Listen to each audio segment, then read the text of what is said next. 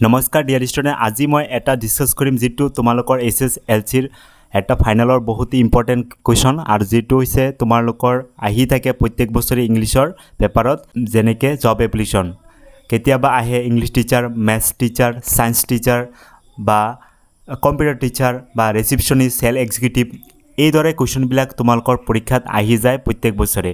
তেন্তে এতিয়া আমি এইটো কেনেকৈ কৰিব লাগে তোমালোকে একেবাৰে সহজতে বুজিব পাৰিবা, যিটো এটা পাৰিলে 4-5টা কুৱেশ্যন, 4-5টা এনেকুৱা ৰিলেটেড থকা কুৱেশ্যন 100% কৰি আহিব পাৰিবা।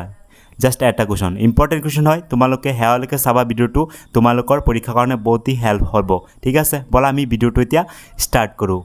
এইটো কুৱেশ্যন দেখিছা নহয়, এই কুৱেশ্যনত জাষ্ট খালি চেঞ্জ কি হ'ব, মোৰ নামটো ঠাইত বেলেগ নাম দিব আৰু প্লেচটো বেলেগ থাকিব। মোৰ যেনেকৈ মোৰ ঘৰ হৈছে আমবাগান, নেতাজী ৰোড, ইয়াৰ খালি চেঞ্জ হ'ব। আৰু ইংলিছ টিচাৰ ঠাইত মেথছ টিচাৰ বা ছায়েন্স টিচাৰ থাকিব। আৰু এই স্কুল যিটো আছে গুৱাহাটী মডাৰ্ণ পাব্লিক স্কুলত ইংলিছ টিচাৰৰ পোষ্ট খালী হৈছে, এইটো খালি চেঞ্জ হ'ব। আৰু বাকী চেমি থাকিব আৰু বায়'ডাটা পুট কৰি দিব লাগিব। এতিয়া চোৱা, এইখিনি কৰিব হ'লে প্ৰথমে তোমালোকে কিছুমান ৰুলছ জানিব লাগিব। প্ৰথম ষ্টেপ হৈছে চেণ্টাৰ এড্ৰেছ থাকিব লাগিব আৰু ডেট। চেণ্টাৰ এড্ৰেছ মানে হৈছে মোৰ এড্ৰেছটো থাকিব, গম পাইছা? আৰু ৰিচিভাৰ এড্ৰেছ মানে হৈছে য'ত স্কুলটোৰ পোষ্ট খালী হৈছে সেইটোৰ এড্ৰেছটো থাকিব। আৰু ছাবজেক্ট লিখিব লাগিব পিছত, ছাবজেক্টটো কিহৰ এপ্লিকেশ্যন মাৰি আছোঁ, মই যেনেকৈ এইটো application for the post English teacher, application for the post maths teacher, এইটো চেঞ্জ হ'ব। তাৰপিছত চেলুটেশ্যন, এইটো হৈছে ছাৰ বা মেডাম লিখিব লাগিব। পেৰেগ্ৰাফ 1, পেৰেগ্ৰাফ 2 আৰু পেৰেগ্ৰাফ 3টা থাকিব। প্ৰথম পেৰেগ্ৰাফত মেনশ্যন কৰিব লাগিব তুমি এডভাৰটাইজমেণ্টটো ক'ৰ পৰা পাইছা আৰু কোনটো পোষ্টত তুমি এপ্লাই কৰিব বিচাৰি আছা, হ'ল। আৰু ছেকেণ্ড পেৰেগ্ৰাফত কি কৰিব লাগিব, তোমাৰ কোৱালিফিকেশ্যন দিব লাগিব, তোমাৰ স্কিল আৰু এক্সপিৰিয়েঞ্চ কি আছে সেই জবৰ কাৰণে। ঠিক আছে, 2 নম্বৰ পেৰেগ্ৰাফত।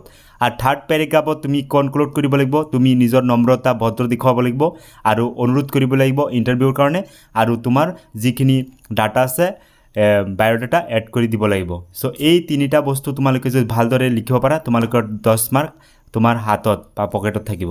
তাৰপিছত ইয়ৰ ফিয়াত বুলি যিটো নাম থাকিব এইটোৱেই ছিগনেচাৰ দিলেই হ'ল, নামটো। চ' প্ৰথমে চোৱা আমাৰ এপ্লিকেশ্যনটো কেনেকৈ লিখিবা প্ৰথমে, তাৰপিছত বায়'ডাটা লিখিম। যিহেতু প্ৰথমে চেণ্টাৰ এড্ৰেছ লিখিব লাগিব, লিখিছা নহয়?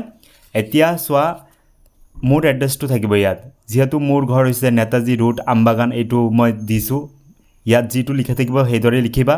চ' মই এইটো বহুত দিনৰ আগতে ভাবি আছোঁ দিম বুলি, আজি বহুত দিনৰ পিছত মই এইটো ভিডিঅ'টো তোমালোকৰ কাৰণে কৰি আছোঁ, টাইম পোৱাই নাই বহুত দিন ধৰি। ইয়াত কি কৰিবা, আজিৰ ডেটটো মই দি দিছোঁ, ঠিক আছে? 25 আগষ্ট 2025 আছে।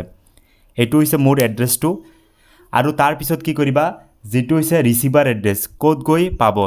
ইয়াত চোৱা আমি আমাৰ এড্ৰেছটো দিলোঁ, তাৰপিছত ডেটটো দি দিলোঁ, আজিৰ ডেট, আৰু তাৰপিছত ৰিচিভাৰ এড্ৰেছ। তোমালোকৰ পৰীক্ষাত পৰীক্ষাৰ ডেটটো দিব পাৰিবা, একো প্ৰব্লেম নাই। তাৰপিছত হৈছে ৰিচিভাৰ এড্ৰেছ। এতিয়া চোৱা স্কুলত খালী হৈছে মডাৰ্ণ পাব্লিক স্কুল, তো ইয়াত আমাৰ কি হ'ব, প্ৰিন্সিপাল থাকিব পাৰে, কেতিয়াবা প্ৰেছিডেণ্ট থাকিব পাৰে। চ' তোমালোকে ইয়াত যদি প্ৰেছিডেণ্ট থাকে স্কুলৰ, তেতিয়া ইয়াত প্ৰেছিডেণ্ট লিখিবা। ইয়াত যিহেতু লিখা নাই একো, এইকাৰণে মই প্ৰিন্সিপালত দিছোঁ, প্ৰিন্সিপাল এপ্লিকেশ্যন দি আছোঁ। তাৰপিছত কোনটো স্কুলৰ principal, modern public school Guwahati, এনেদৰে দিলোঁ আৰু এইটো। তাৰপিছত মেইন এইটো হৈ গ'ল। এতিয়া আমাৰ লাগিব কি, ছাবজেক্টটো কিহৰ ওপৰত আছিলে, যে application for the post English teacher আৰু মেথছ টিচাৰ হ'লে মেথছ টিচাৰ। তাৰপিছত তোমালোকে জানিব লাগিব চেলুটেশ্যন দিব লাগিব, যিটো হৈছে ছাৰ বা মেডাম দিলেই হ'ল। এতিয়া পেৰেগ্ৰাফ 1 কি হৈছে, পেৰেগ্ৰাফ 1ত তোমাৰ মেনশ্যন কৰিব লাগিব তুমি কোনটো ক'ৰ এডভাইচমেণ্ট পাইছা, বিজ্ঞাপনটো পাইছা, আৰু কোনটো পোষ্টত তুমি এপ্লাই কৰিব বিচাৰি আছা। ইংলিছ টিচাৰ আছে ইয়াত, ইংলিছ টিচাৰ, মেথছ টিচাৰ হ'লে মেথছ টিচাৰ। চোৱা ইয়াত লিখা হৈছে with reference to your advertisement in Assam Tribune date 10 August 2025, মানে 2025 10 আগষ্টত আছাম ট্ৰিবিউনত আপোনাৰ বিজ্ঞাপনটো কি হৈছে ওলাইছে, আৰু সেই মৰ্মে আই উইচ টু এপ্লাই, মই এপ্লাই কৰিব বিচাৰিছোঁ post off the English teacher in Euro school. আপোনাৰ স্কুলৰ ইংলিছ শিক্ষক হিচাপে পদত কি কৰিছোঁ, এপ্লাই কৰিব বিচাৰি আছোঁ। ইয়াত যদি আমাৰ ইংলিছ টিচাৰৰ ঠাইত যদি মেথছ টিচাৰ শিকিলে, ইয়াত মেথছ টিচাৰ লিখিলে হ'ল, যিটো দেখিছে নহয়। আৰু বাকী এইখিনি চেমি থাকিব, আৰু ডেটবিলাক চেঞ্জ কৰি দিবা। যিহেতু আজি এপ্লাই কৰি আছা, তুমি এডভাৰটাইজমেণ্ট কেতিয়া পাইছা, মিনিমাম 1 সপ্তাহ বা 2 সপ্তাহ আগত তুমি পাইছা, সেইকাৰণে ডেটটো অলপ পাষ্টত লিখিবা। আজিৰ পৰা প্ৰায় 2-3 দিন পাছত লিখিলে হ'ল গম পাইছা আগত লিখিলে হ'ল এতিয়া চোৱা নেক্সট আমাৰ নেক্সট পেৰাগ্ৰাফ কি কৰিলা প্ৰথম পেৰাগ্ৰাফ হৈ গ'ল আমাৰ এপ্লাই কি কৰিব বিচাৰিছোঁ আৰু ক'ত পাইছোঁ আসাম ট্ৰিবিউনত এইটো এডভাৰটাইজমেণ্টটো পাইছোঁ হ'ল এতিয়া 2 নম্বৰটি তোমাৰ কোৱালিফিকেশ্যন দি দিবা যেহেতু ইংলিছ টিচাৰৰ হ'বলৈ হ'লে তোমাৰ কি লাগিব BA আৰু MA আৰু ইংলিছ অনাৰ্ছ লাগিব আৰু কি লাগিব এটা B.Ed ডিগ্ৰী লাগিব হয়নে এতিয়া মই যেহেতু দিছোঁ নিজৰ ইচ্ছা অনুযায়ী I complete an MA in English literature from Tezpur university তোমালোকে কোনোবাই দিব পাৰা গুৱাহাটী ইউনিভাৰ্চিটি কোনোবাই দিব পাৰা যিটো ইউনিভাৰ্চিটি ওচৰৰ পাছৰে আছে নিজৰ ইচ্ছা অনুযায়ী লিখি দিলে হ'ল ইংলিছত মই লিটাৰেচিত পাছ কৰিছোঁ আৰু উইথ কি হৈছে B.Ed ডিগ্ৰী আছে যেহেতু তোমালোকে টিচাৰ হ'বলৈ বিচাৰি আছা সদায় কি লাগিব B.Ed বা DLED গম পাইছা এতিয়া চোৱা ইয়াত কি আছে I have 2 years of teaching experience at Ambagan high secondary school আৰু কি কৰিব লাগিব তোমাৰ নিজৰ কোৱালিফিকেশ্যন দিছা তাৰপিছত তুমি এক্সপিৰিয়েঞ্চ আছা কি নাই মই কৈছোঁ কি মই এই আসাম আমবাগান হাই ছেকেণ্ডেৰী স্কুল মোৰ ওচৰৰ পাছৰ যিটো স্কুল আছে সেইটো স্কুলত মই 2 বছৰ টিচিঙত লাগি আছোঁ তোমালোকে নিজৰ ঠাই অনুযায়ী তোমালোকে লিখি দিলে হ'ল ঠিক আছে তাৰপিছত চোৱা where I also guide the debate team and edit the school magazine এইটো তোমালোকে জাষ্ট স্কিল দি দিলা তুমি কি কৰিব পাৰা যে এক্সট্ৰা তোমালোকৰ স্কিল যে I also guided the debate team মই তৰ্ক দলটোত মই কি কৰিছোঁ গাইড কৰোঁ স্কুলৰ যিটো স্কুল আছে এইটো স্কুল তৰ্ক প্ৰতিযোগিতাত গাইড কৰোঁ বা স্পৰ্ট টিমত গাইড কৰোঁ এনেদৰে লিখিব পাৰা আৰু স্কুল মেগাজিন মই সম্পাদক আছোঁ এইবিলাক তোমালোকে নিজে দিলে হ'ল আৰু এতিয়া লাষ্ট পেৰাগ্ৰাফটো চোৱা কি আছে I include my biodata for your kind consideration যে আপোনাৰ দয়া বিবেচনা কৰিবৰ কাৰণে মোৰ বায়োডাটা অন্তৰ্ভুক্ত কৰিছোঁ তলত আছে এতিয়া মই ইয়াত নাই কিন্তু পিছৰ পেৰাগ্ৰাফ পাই যাবা যিটো বায়োডাটা দিছোঁ তাত কি কৈছোঁ চোৱা I look forward to a opportunity for a interview মই আশাবাদী ইণ্টাৰভিউৰ সুযোগৰ কাৰণে মই আশাবাদী ঠিক আছে এইখিনি দিলে যথেষ্ট হৈ যায় ইংলিছ টিচাৰৰ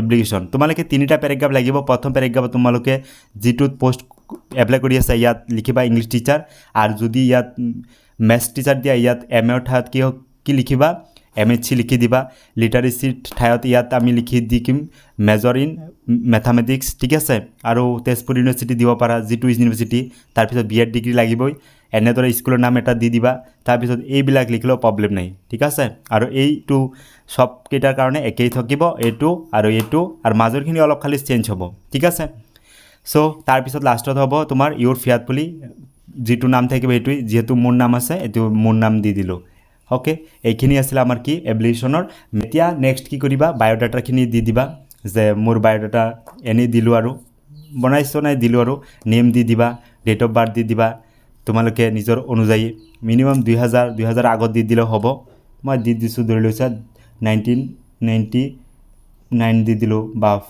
5 দি দিলা ঠিক আছে এনেদৰে দিবা 1995ৰ পৰা 2000 ভিতৰত দি দিবা এড্ৰেছ দি দিলোঁ মোৰ এড্ৰেছ ফোন নাম্বাৰ এনেকৈ দি দিলোঁ তাৰপিছত এডুকেশ্যন কোৱালিফিকেশ্যন এইটো লাগিব মেইন ইম্পৰ্টেণ্ট যে কি লিখিলোঁ BA অনাৰ্ছ যিহেতু ইংলিছৰ কি লাগে জব ইংলিছৰ টিচাৰৰ কাৰণে হৈ আছে ঠিক আছে সেইকাৰণে ইয়াত কি লিখিলোঁ যে BA অনাৰ্ছ লৈছোঁ ইংলিছত কলিয়াবৰ কলেজ মোৰ ঘৰৰ ওচৰত যেনেকৈ কলিয়াবৰ পৰে সেইকাৰণে কলিয়াবৰ দি দিলোঁ 2018ত পাছ কৰিছোঁ ধৰি লৈছা ইমান পাৰ্চেণ্টেজ লৈ তাৰপিছত 3 বছৰ গ'ল এনেদৰে 2021 চনত ধৰি লোৱা এইটো আৰু কমাই দিব পাৰা প্ৰব্লেম নাই বা দিব পাৰা একো নাই তো B.Ed ধৰি লৈছা কিমান বছৰ 2 বছৰ কলিয়াবৰ এডুকেশ্যন কলেজ তাৰ ওচৰতে কলেজ আছে দিব পাৰা তোমালোকৰ যিটো ওচৰৰ পাছৰ কলেজ থাকিলে তাৰ নাম দি দিলেই হ'ল তাৰপিছত MA ইংলিছ লিটাৰেচি ক'ত কৰিছোঁ তেজপুৰ ইউনিভাৰ্চিটি দি দিলোঁ 2 বছৰ এইটো এনেদৰে দিলেই হ'ল বৰ্তমান BA বিলাক 4 বছৰ হৈ গৈছে কিন্তু আগত কি আছিলে 3 বছৰ আছিলে গম পাইছা নহয়